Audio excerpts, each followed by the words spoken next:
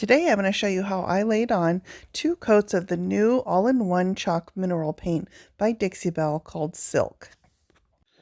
The Silk line is currently only available in the UK, Australia, and New Zealand, but is slated for release in the US sometime in 2021. An exact date isn't quite known yet. The Silk line is a paint, primer, clear coat, and stain blocker all in one. It's known for delivering a clean, smooth, even finish with little to no effort. I started out by cleaning my piece well with Dixie Belle White Lightning, and then I gave it a light scuff sanding with a 120 grit sandpaper just to take down the high shine of the manufacturer's finish. I removed all of the hardware and hinges and put them in a dish to store while I was working on the piece so I didn't lose them. Removing all of the hinges made this piece really easy to work on because I had everything separated from the body.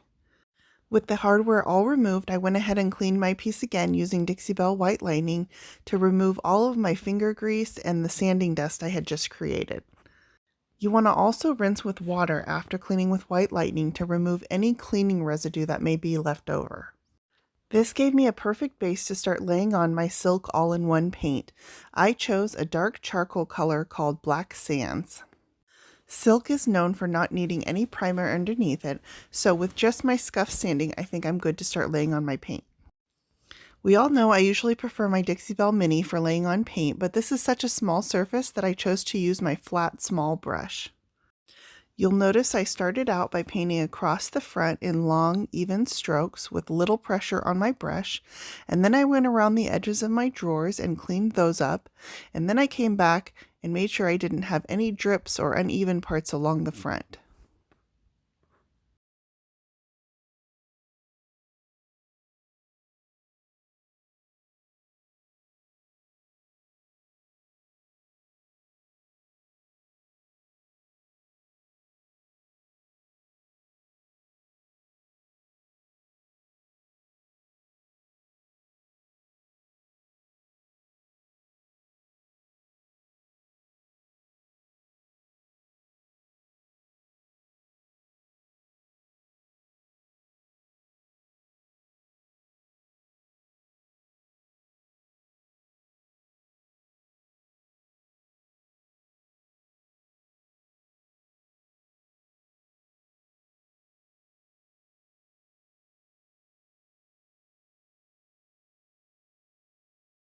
These doors, I started out by framing the paint around the edges of the frame, and then I painted inside the middle. I did use a little mist of water when needed just to keep my paint moving, and the silk paint accepted it just fine.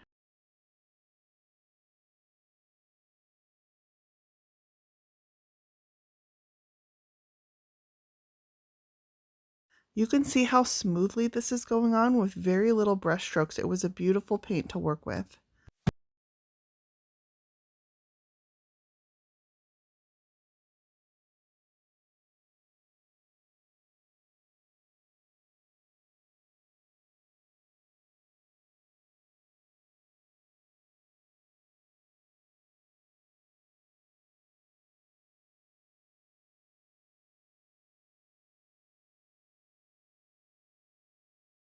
Just noticed I forgot to take off the magnet latches from the sides of the body. On the body, I repeated the steps of coming in and cutting in around the edges and then filling in the center with my paint.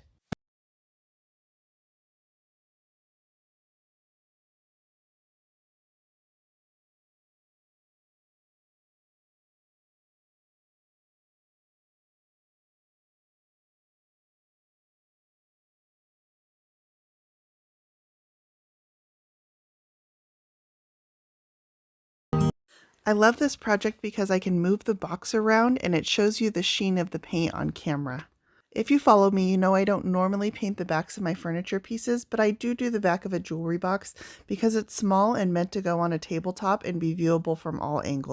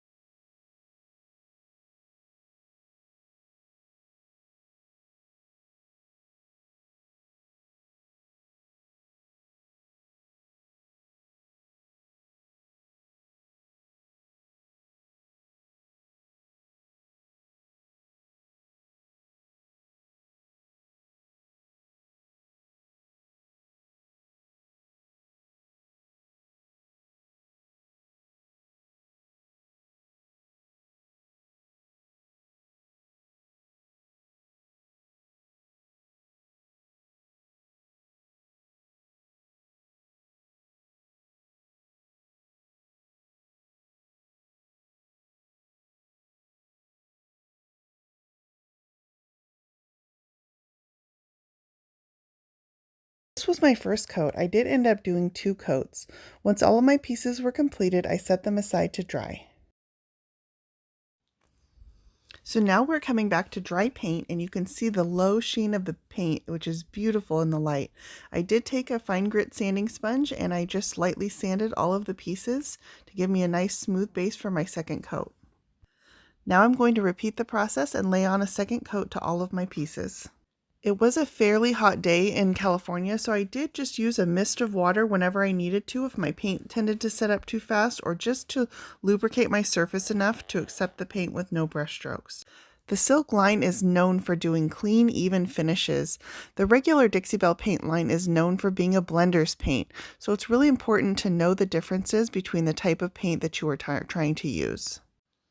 Every paint formulation has its strengths and weaknesses, and the Silk line does smooth, even finishes really, really well.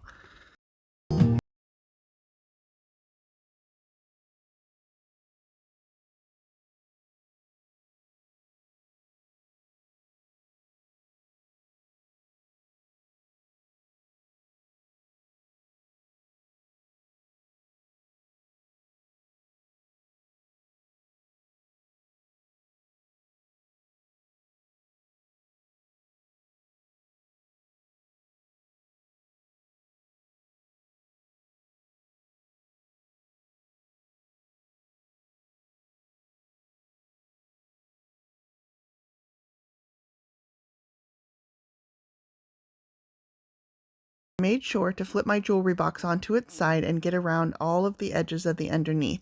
This allowed me to get a smooth, clean finish line and get all of my feet with no missed spots. For small pieces like this, details really matter.